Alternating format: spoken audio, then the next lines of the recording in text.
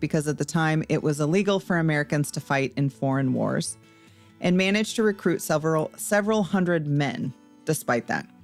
He also raised around $160,000, this is 1817, by selling people bonds promising them land in the conquered Florida.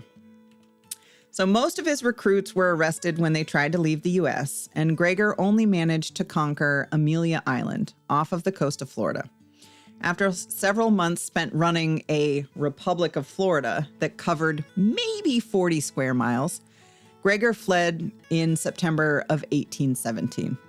So after he left, the subordinate who was then put in charge in his absence, had a great battle victory or whatever. And so Gregor then claimed that as his own. He's like, oh, yeah, I did that, even though it wasn't. In 1818, he returned to London, where he recruited men to fight in New Granada with extravagant promises.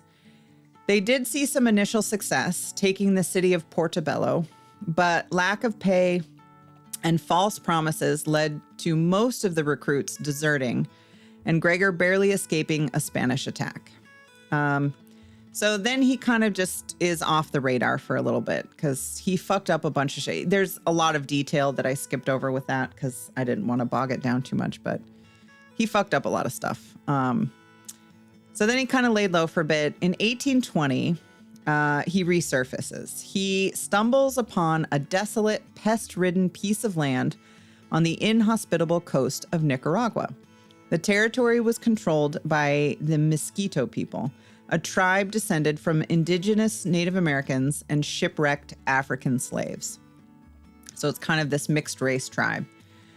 Gregor was interested in a swath of land roughly the size of Wales, and the inhabitants, seeing no real use for the land, gave it to him in exchange for rum and jewelry.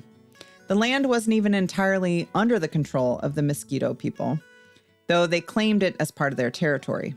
Part of it was held by a native tribe called the Paya, and it was from them that Gregor derived the name he gave to the area, Poyais, and he was the royal leader of it. So he's like, I'm taking this piece of trash land, so it's called the Mosquito Coast, and he named it Poyais. And he's like, he called himself I don't remember the term. I mean, he called himself the prince of it, but the native term, I forget what it is, Capiz or something. Anyway.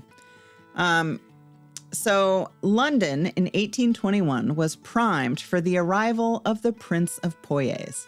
Gregor MacGregor's dashing appearance, his association with the heroic 57th Regiment in Venezuela, the reports of his, 57th Regiment in the British Army, the reports of his victories in Venezuela, and his exotic South American wife all combined to create a larger-than-life persona. Reports of his failures were forgotten for the time being. So he vastly overstated the Mosquito Coast's state of development, painting a picture of a highly developed land.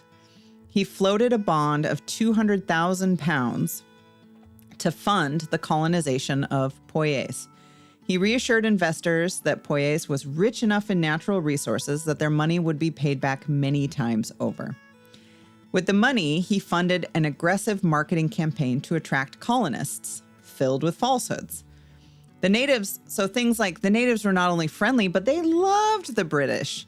The soil wasn't just fertile, but it was complemented by year-round temperate conditions, beautiful natural landscapes, and vast herds on countrywide prairies.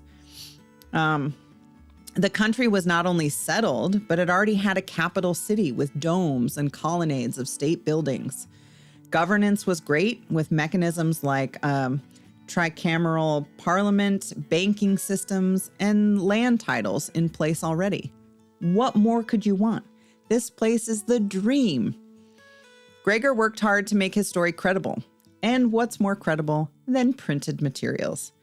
He manufactured huge amounts of official-looking documents and even fabricated a 355-page guidebook of the fake colony called Sketch of the Mosquito Shore, including the territory of Poyais. So in the early 1800s, inaccurate cartography and constantly changing South American borders made it a prime time for Gregor to pull off his scheme. Because who could say that it doesn't exist? So with the support of publicity, he opened offices in London and Edinburgh to sell land in Poyais at 2 shillings per acre. Demand immediately went through the roof.